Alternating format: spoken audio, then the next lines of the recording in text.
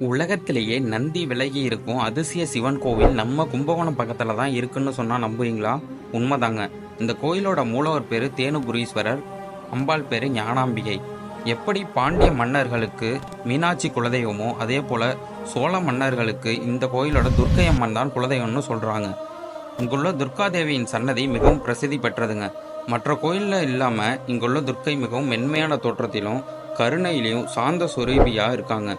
தன் வாகனமான சிங்கத்தின் மீது அமர்ந்து மகிஷாசுரன் என்ற அரக்கனை தலையில் பாதங்களை வைத்து 8 கைகள் 3 கண்கள் மற்றும் காதுகளில் நகைகளுடன் தேவி திரிபங்க உருவத்தில் காட்சியளிக்கிறாங்க.